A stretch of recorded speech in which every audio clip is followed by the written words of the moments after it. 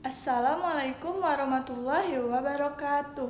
Kami dari kelompok 6 ingin memberikan tutorial mengenai Google Sheets.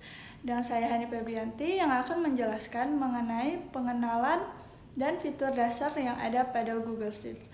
Kemudian penjelasan berikutnya akan disampaikan oleh rekan saya yang bernama Betty. Langsung saja ke tutorialnya. Baiklah, yang pertama kita buka Google Sheets, kemudian kita beri nama filenya. Nah, kita contohkan dengan memberi nama file data siswa SDN 05. Kemudian ini lembaran sheet pertama. Nah, pertemuan antara kolom dan baris itu disebut sel. Kolom A dan baris 1. Kemudian kita kecilkan selnya. Nah, terus kita ketikkan nomor. Kita kasih angka 1, 2, 3, dan 4. Nah, pada kolom B, baris pertama, kita ketikkan nama siswa. Di sini kita isikan nama Fatia.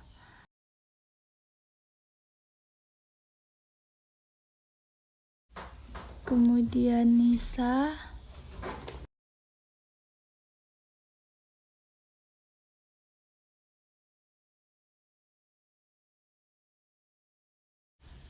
Ketiga Adele, dan yang terakhir Putri.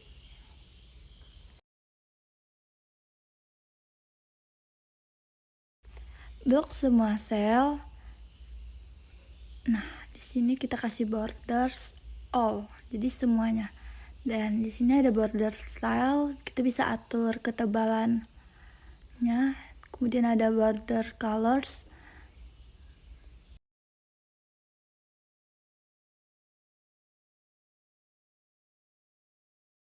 Pada sel nomor kita blok, kemudian fontnya kita ubah jadi tebal. Nama siswanya juga kita blok, kemudian fontnya kita ubah menjadi tebal. Nah, di sini ada size-nya. Size-nya bisa kita ubah 11, 12, dan seterusnya. Kemudian ada text color buat merubah warna tulisannya. Nah, kita bisa sesuaiin sama warna yang kita mau. Kemudian ada jenis font. Nah, fontnya ini kita ubah ke Times New Roman. Begitu juga tulisan nomornya kita ubah ke Times New Roman.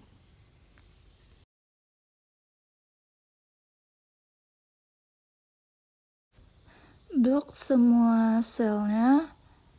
Nah, di sini kita bisa ubah warna pada selnya atau pada tabelnya. Di sini terdapat banyak pilihan warna, jadi kita bisa sesuaikan dengan warna yang kita mau. Ambil pada bagian nomor dan nama siswanya. Kita kasih warna yang menurut kita sesuai.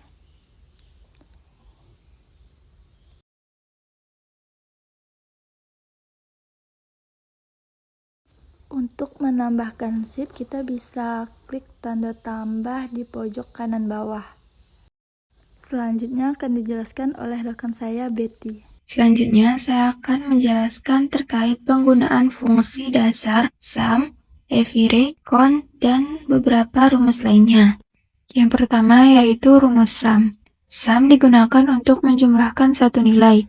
Contoh yang kita berikan saat ini yaitu untuk menjumlahkan suatu nilai pendapatan laptop dari bulan Januari kemarin. Caranya yaitu ketik sama dengan sum, lalu klik tab di laptop kalian. Maka hasilnya akan otomatis seperti ini. Kita lakukan cara yang sama untuk data penjualan handphone di bulan Januari kemarin. Maka hasilnya akan otomatis keluar seperti ini.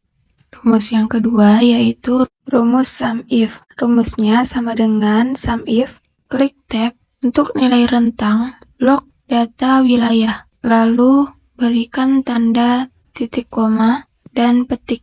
Untuk kriteria, karena kita mencari penjualan di wilayah Bandung, maka tulis Bandung, tanda petik, dan titik koma. Selanjutnya untuk rentang penjualan, kita blok semua data penjualan, tutup kurung, lalu enter. Maka jumlah penjualan di wilayah Bandung yaitu 190. Untuk rumus yang ketiga yaitu rumus average. Average yaitu untuk mencari nilai rata-rata. Contoh yang kita sediakan di sini untuk mencari nilai rata-rata penjualan laptop, handphone, dan juga keyboard di bulan Januari ke Maret. Caranya sama dengan ketik average, lalu klik tab. Jika sudah muncul tanda kurung seperti ini, berarti rumus kalian sudah aktif. Lalu blok data dari bulan Januari ke Maret, lalu tutup kurung, dan enter.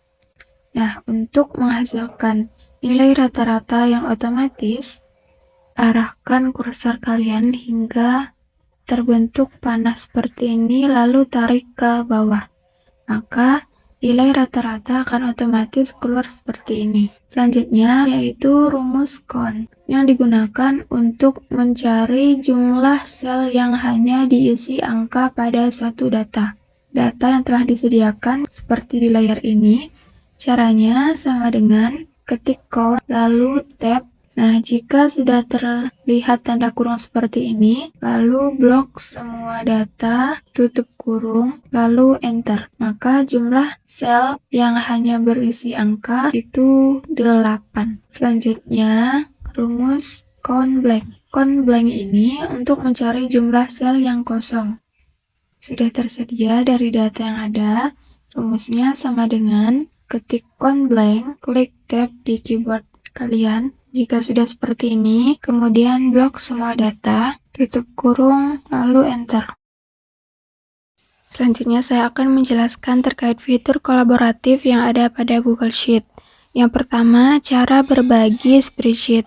Untuk berbagi spreadsheet, kita perlu menyediakan dokumen atau data yang ingin kita bagikan. Di sini saya menyediakan data mahasiswa dengan keterangan nomor, nama, tinggi badan, dan berat badan. Data ini nantinya akan saya bagikan untuk diisi oleh si penerima. Nah, jika sudah seperti ini, untuk membagikannya kita tinggal pergi ke pojok kanan atas, klik bagikan. Di sini untuk membagikannya ada 2 opsi. Cara pertama, menambahkan orang atau grup sebagai penerima. Di sini kita contohkan, saya menambahkan orang. Di sini kita pilih editor agar penerima bisa mengedit. Lalu klik kirim. Cara kedua, kalian tinggal pilih opsi batasi menjadi siapa saja yang memiliki link. Lalu edit menjadi editor. Setelah itu salin link, lalu klik selesai. Selanjutnya, saya akan menjelaskan bagaimana cara membuat grafik dan diagram dari data yang ada di Google Sheet.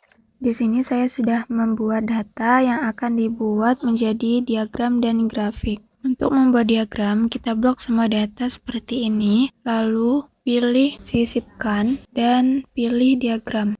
Maka diagram akan secara otomatis seperti ini.